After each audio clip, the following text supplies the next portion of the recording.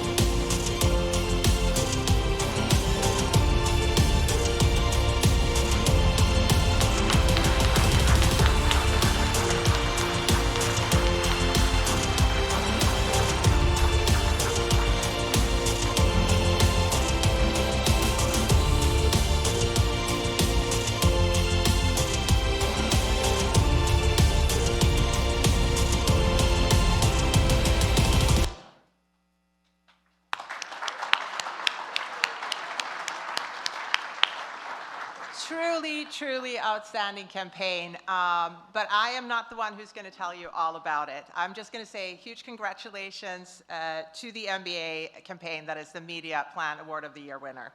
And with that, I'm going to welcome Laura Brandis from Report, who's going to share with us how her team made this campaign come to life. Thank you so much.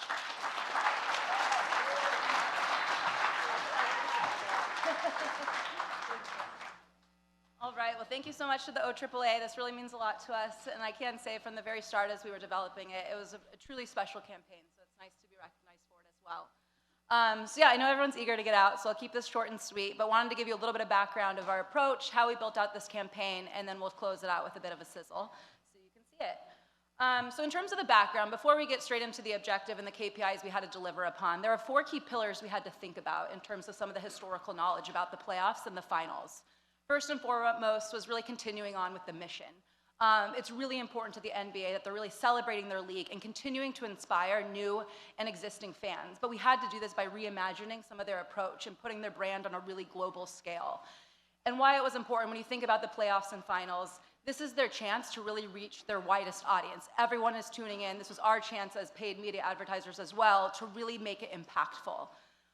The last piece of this as well, or I should say the second to last, was also evolving the audience, or evolving the plan as the audience evolved. So as you think about it from a tournament perspective, it starts out with the core audience of sports fans. Everyone really cares about their team, but the minute they get eliminated, all of a sudden the fan base changes. And as you think about the course to the finals, all of a sudden it really becomes a 50-50 split between not only of your core sports fans, but also your casual fans, people that just want to be part of that hometown hype within their market. And then the last phase, of course, this is all about tune-in and driving that viewership. The 2019 through 2020, that was a really big deal for them, where they saw a steep decline in viewership, big part of that being the pandemic, as well as just the political landscape. The 2020 finals happened in the bubble, and then in 2021, that season really started to eat into the summer, and you had 2 smaller teams as well into the mix. So the pressure was on across all paid media channels to really deliver on delivering that viewership for the finals. So if we can go to the next slide.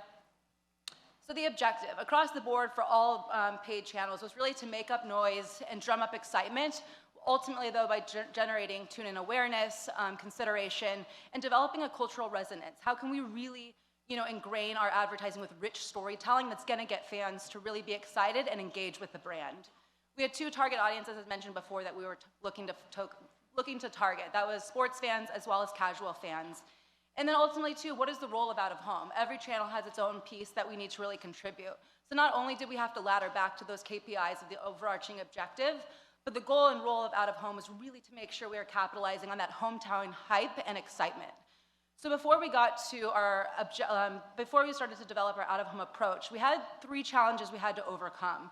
One of them being, this is a live sporting event. This wasn't on one night. We had 16 TBD markets, unknown flights, and we had to support them over the course of a 10-week period. There was also a creative ask as we think about how can we bring in some cultural relevance to the campaign. So it was really important that we were thinking about how can we get fans, players, celebrities, and influencers as well to really engage throughout the course of this 10-week period. So as we were thinking about it, programmatic seemed like a no-brainer in terms of flexibility, and so did dynamic content, right? Let's really leverage what's going on with technology and the advancements made. That being said, blending the 2 was something that had never been done before. Not because it wasn't an idea, the technology hadn't really existed when you're thinking about how you can bring dynamic content on a mass scale in a fully automated capacity, which then leads us to our approach that we developed for this campaign. So we did decide, though, programmatic had to be the anchor. We had to be able to activate as soon as we knew a market or a team was going to advance. We also wanted to get rid of our message right away because all of a sudden the hype, the excitement, that pivots once your team is out. As I mentioned in the historical part of the background of the brief, it was important, too, that we had to evolve the strategy. So not only did we make sure that our geography remained king, but of course of where the hometown team was, but at the same time we had to evolve our the markets and the units that we were also focusing on. So as we started out with the sports fan, by the time we got to the finals, we also had to make sure we were really thinking about the casual fan as well. And then DCO, I think this was one of those things, we vetted a handful of partners as who was going to be the right player for us that we could really utilize from a programmatic perspective. And after quite a few conversations, Vistar actually had a beta dynamic spec already in play. They had not been able to launch it on a mass scale. So through partnership with Vistar and their SSP, Dive Networks, who were able to help us put together hundreds of different versions of creative in all of these different markets. And then also every media owner that was involved. We could not have done it without each other, as there's a lot of back-end testing as well.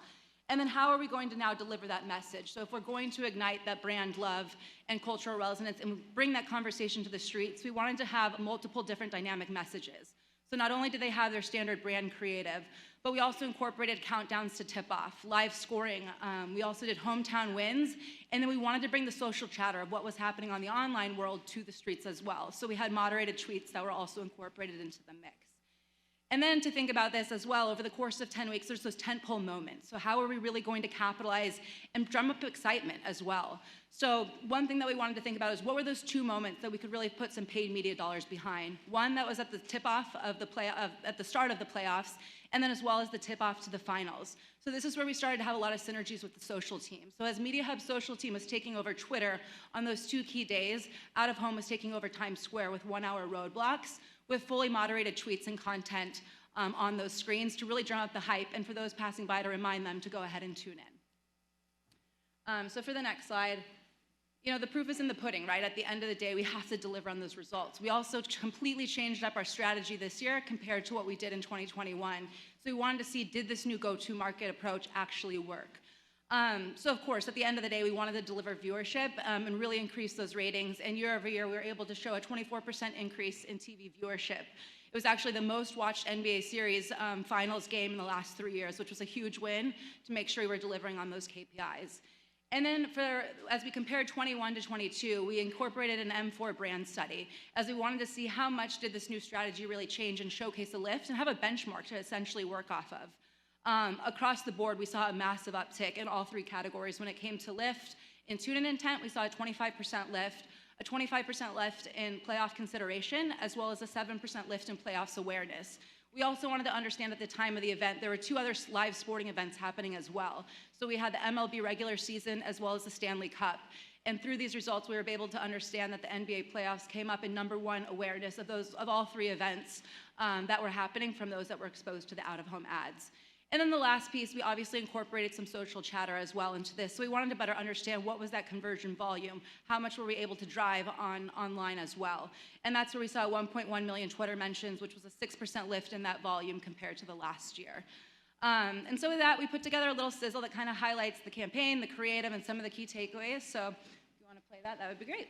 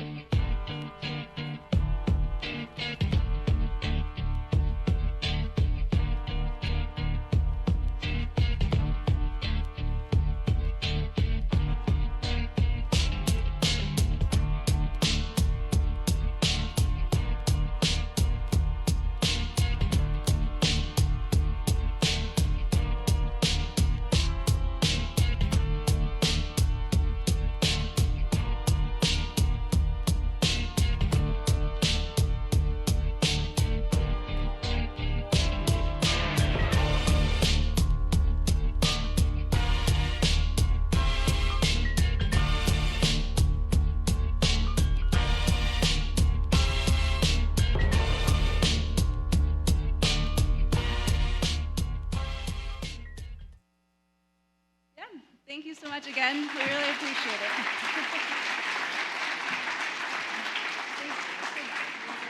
Thank you so much. I think maybe you want to, yeah.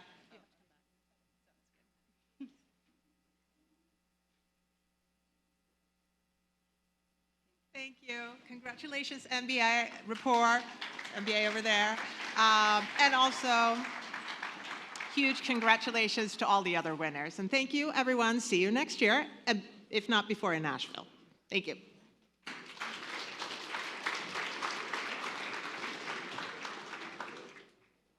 All right, what a great morning. I think all the conversations were really great. Just a little bit of housekeeping before I wrap this thing up.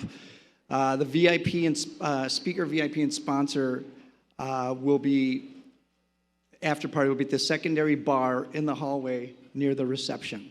And if you don't know where that is, ask one of these fine folks from the ad club.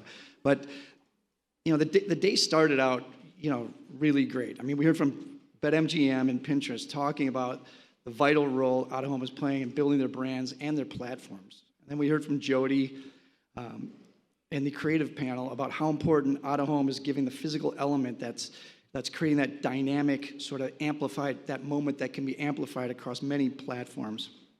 Then we heard from Michael at Jamestown about the huge investments that they're making in the digital infrastructure that's going to create all these great brand immersive experiences and do some really, really dynamic creative.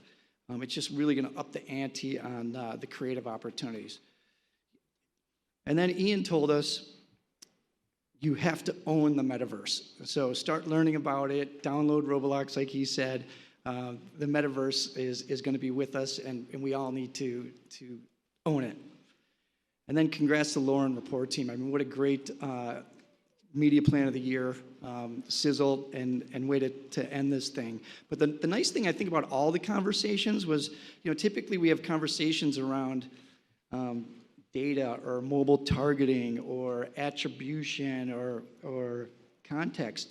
But the common theme across the whole morning was that all of those elements were inherent and very linear in all of the conversations. It wasn't just about one thing or the other. It was about the combination of all of them that's creating these really amazing out-of-home campaigns. So I hope everybody learned something from that. So with that, that's a wrap. On behalf of the Ad Club and our committee, we again thank our sponsors for all their support. Don't forget to keep the conversation by joining the Ad Club and getting involved in making our industry the best it can be. Have a great day and happy holidays.